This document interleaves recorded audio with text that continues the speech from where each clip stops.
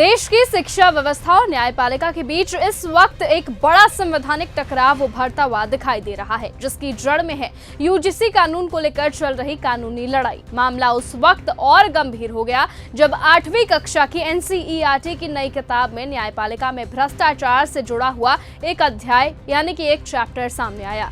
इस अध्याय को लेकर देश के मुख्य न्यायाधीश सीजेआई जस्टिस सूर्यकांत ने स्वतः संज्ञान लेते हुए तुरंत कार्रवाई का फैसला किया और सरकार से जवाब तलब कर लिया। तो वहीं सुनवाई के दौरान सरकार की ओर से पेश सॉलिसिटर जनरल ने कोर्ट को आश्वस्त किया कि इस विवादित चैप्टर को तत्काल प्रभाव से हटाया जा रहा है और इसके लिए बिना शर्त माफी भी मांगी गई है। लेकिन अदालत ने ये साफ कर दिया कि सिर्फ माफी काफी नहीं है, बल्कि ये तय किया जाना जरूरी है कि आखिर इस तरह की सामग्री किताब में शामिल कैसे हुई और इसकी जिम्मेदारी किसकी है।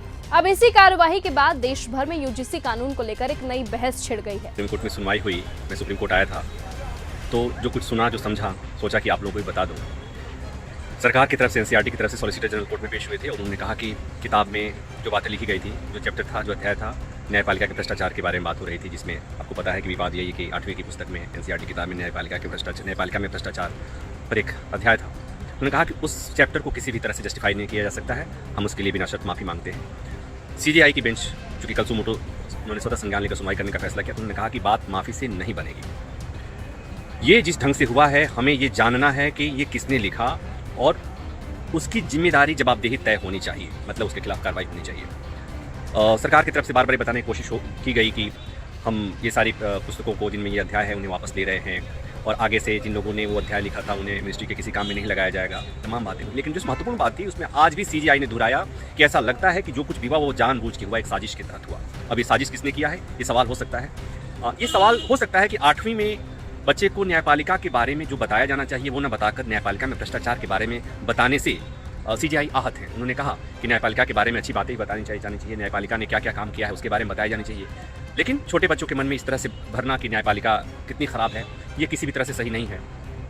उनकी बात अपनी जगह सही हो सकती है, सही है कि छोटे बच्चों को क्यों बताया जाना चाहिए, लेकिन सीजेआई का ये कहना कि ये सोची समझी साजिश है, ये अपने आप में बड़ा सवाल है कि साजिश कौन कर रहा है। एनसीईआरटी दरअसल यूजीसी से जुड़े नए नियमों और प्रावधानों का देश के कई हिस्सों में छात्रों, शिक्षकों और विशेष रूप से एससी, एसटी और ओबीसी वर्ग के संगठनों द्वारा विरोध किया जा रहा था, जिसके बाद मामला सुप्रीम कोर्ट पहुंचा और फिलहाल इस कानून के कुछ प्रावधानों पर रोक लगा दी गई है। छात्र संगठनों का ये कहना है कि अगर सुप्रीम कोर्ट एक किताब के विवादित अध्याय पर इतनी तेजी से संज्ञान लेकर कार्यवाही कर सकते हैं, तो फिर लाखों छात्रों के भविष्य और आरक्षण की संवैधानिक सुरक्षा से जुड़े हुए यूजीसी कानून पर अभी तक अंतिम निर्णय क्यों नहीं लिया गया। उनका ये तर्क है कि यूजीसी कानून में बदलाव का सीधा असर उच्च शिक्षा में प्रतिनिधित्व और अवसरों की समानता पर पड़ता है, इसलिए इस पर भी न्यायपालिका को उसी सक्रियता के साथ सुनवाई करनी चाहिए। राजनीतिक विश्लेषकों का ये मानना है कि यदि अदालत यूजीसी कानून की बहाली या फिर संशोधन को लेकर कोई निर्णायक कदम उठाती है,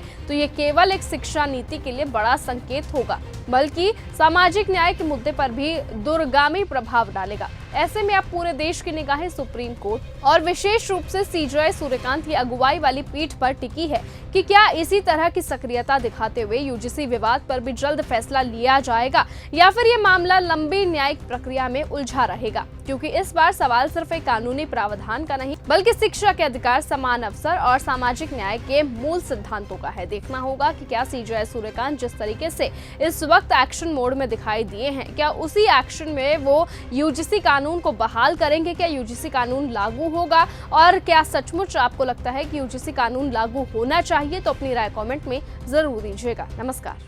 अगर आपको यह हमारा वीडियो पसंद आया हो तो इसे लाइक और शेयर करना बिल्कुल ना भूलें। साथ ही हमारे चैनल न्यूज गंगा को सब्सक्राइब और फॉलो जरूर करें ताकि देश और दुनिया की हर बड़ी खबर आप तक सबसे पहले पहुंचे।